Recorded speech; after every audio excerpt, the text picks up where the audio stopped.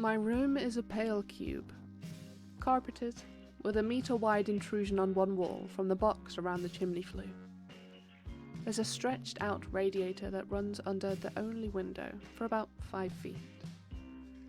It's a squat and dusty thing that runs far too hot.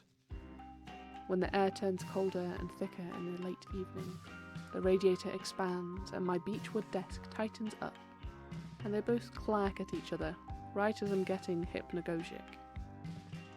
Last night, having plainly overdrunk from a bottle of red wine, that was on the turn anyway if that's any excuse, I schlepped up the staircase and fell onto the bed. I passed out over the covers, still dressed. I had spilled red wine on my shirt, and my trousers were unbuttoned at the waist where the top button had started to come loose. The clacking of the radiator at the desk must have woken me, and the desk's creaking replies kept me awake long enough to sit up in hot frustration. Still being on top of the sheets, I went to stand up to take off my trousers and button-down shirt. As I shifted off the bed and planted my feet on the carpet, something about the give in the mattress gave me pause. I had the impression there was a weight on the bed behind me, and pause turned to cold panic. Something person-sized is on my bed. The mattress was clearly bearing the heft of another body. I sat with my spine like a rod, too terrified to turn and look. A long minute passed. As I considered why I hadn't just spun around and looked straight away, the weight hadn't startled me so much as willed me to freeze. Eventually, I found courage enough to stand up. I had the childish thought that if I went about normally, then nothing could possibly be wrong. Having got up to take off my clothes, that's what I did. I removed my trousers and shirt, and left them in a heap on the floor.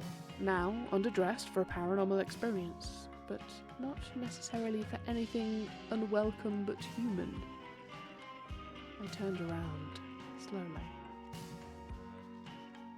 I cannot fully describe the character of an out-of-body experience.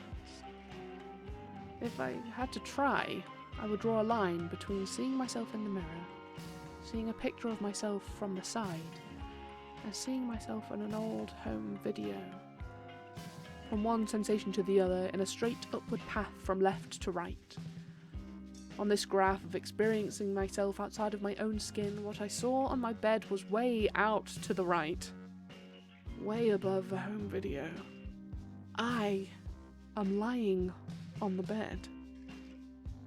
I am standing next to the bed.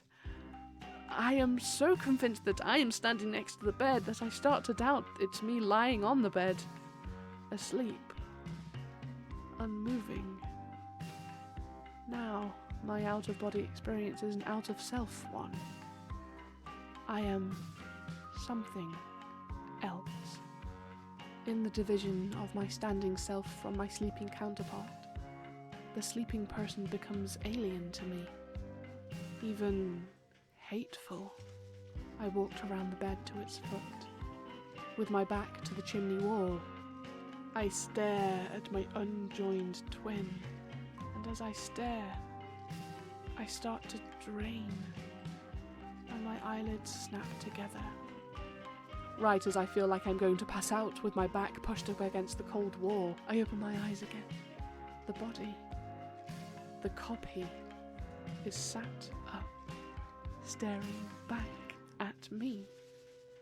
We stay locked on each other for some time, neither moving, neither saying a word. I'm getting drained again, and my eyes shut all at once. I woke up to morning lights and a wide headache, fully clothed over the covers. I was myself again, completely. The picture of what had happened in the night came back softly, dreamlike at first. And then, as the complete nightmare. But the horror came back in double parts. In one part, I'd felt a shadow move about my bed and settle at the foot of it. The dreadful, unknowable thing stared me down, even as I sat up to stare back at it. It had been something outside of a dream. It was more of a hallucination, if not something real and dreadful. The other part was more of a cloud than the solid memory of the first. It was definitely more nightmare than truth. I had been outside of myself and become something else. I had undressed, turned to the bed, and seen my body sundered from my knowing mind. I had reared up against the chimney wall and stared my old body in the eye until I fell unconscious, struggling to put the memory and the nightmare together, but also unable to fully tell them apart. I start to haul myself up and off the bed. I plant my feet on the carpet. On the floor are a pair of trousers with a broken button and a wine-stained button-down shirt, identical to the ones I am still wearing, left in a heap on the floor.